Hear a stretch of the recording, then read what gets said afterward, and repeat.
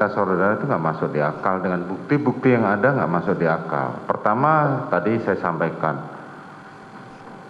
istri saudara mengatakan saya sakit. Nyatanya pada saat turun dan melakukan swab, dan di dalam CCTV yang ada di rumah saudara, itu tidak menunjukkan bahwa dirinya sakit. Itu yang pertama.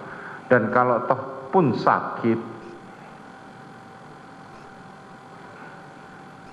dia cukup untuk memegang, untuk ukuran saudara, dia cukup punya uang untuk pergi ke rumah sakit. Itu pertama. Terus yang kedua, saudara mengatakan bahwa dia mau isoman dan saudara tidak tahu menau. Mau isoman, siapa saja yang ikut itu.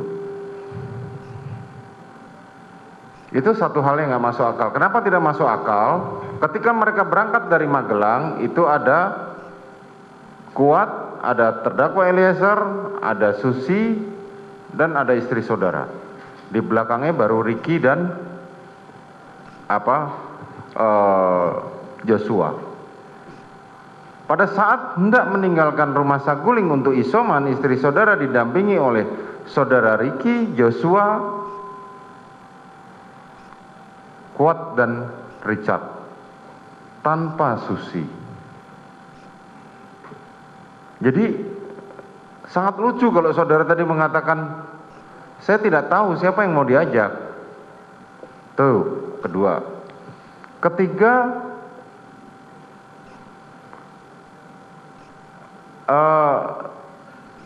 saudara mengatakan bahwa akan dilakukan nanti malam pertemu dengan Yosua setelah pulang dari bulu tangkis. Saudara mengatakan tiba-tiba ke Duren 3, mampir melewat Joshua, kemudian saudara tambah amarah. Itu satu yang nggak mungkin gitu loh. Kemarin dari Prayogi, Adnan Romer, dan Patwal itu tidak mengatakan bahwa kejadiannya seperti itu.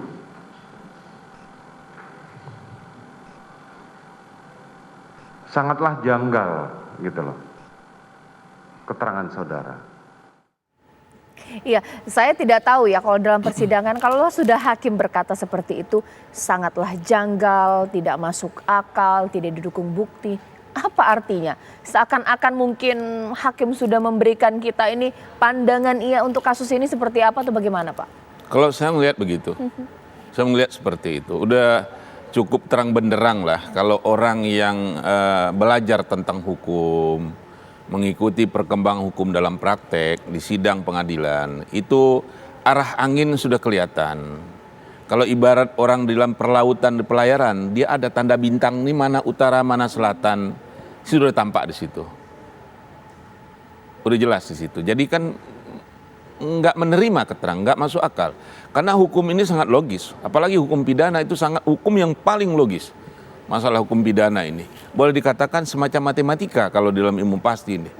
Kalau dengan kayak begitu, kalau keterangan seorang saksi sudah nggak masuk akal bagi hakim, sudah diragukan itu hakim, ujungnya itu akan bahkan dikesampingkan. Meskipun ini untuk kasus dugaan pelecehan seksual, yang mana ini kan memang seringkali minim bukti dan saksi ya Pak ya. Ini seperti apa? Ini kan ada berbeda lagi kalau didengar dari keterangan tadi ya. Yang semula pelecehan seksual kemudian adalah pemerkosaan. Ya. Apakah pelecehan seksual sama dengan pemerkosaan? Atau pemerkosaan bahagian dari pelecehan seksual ini? Ini kan dari awal kurang jelas. Sekarang ini bergeser lagi kelihatannya ini ya. Atau memang itu yang dimaksud semula. Ini kata-kata ini kan selama ini belum pernah, paling tidak saya baru mendengar tadi bahwa ada pemerkosaan. Nah kalau itu yang ada, tentu kan kenapa nggak itu yang dilaporkan? Kalau pelecehan seksual, kan sudah ada SP3. Kapolri mengatakan di depan DPR kalau nggak salah, case close. Nggak ada itu kasus masalah pelecehan seksual, udah ditutup. Betul. Upaya hukum dalam mengenai masalah putusan SP3 itu adalah pra peradilan, ini nggak dilakukan. Beliau kan seorang jenderal bintang 2 ya, tentu paham apa upaya hukum terhadap SP3 itu nggak dilakukan. Jadi menurut hemat saya hakim nggak akan nggak akan terbawa ke arah sana. Hakim akan fokus menurut saya ke 340 ke 338. Baik. Ya, kita tunggu nanti bagaimana ya Pak ya, kasus ini nanti masih akan panjang persidangan demi persidangan. Terima kasih atas waktunya Pak Ahyar Salmi. Dan pemirsa, sesaat lagi sejumlah informasi lainnya akan saya hadirkan untuk Anda. Di antaranya adalah pertandingan Maroko kontra Spanyol, drama adu penalti. Sesaat lagi.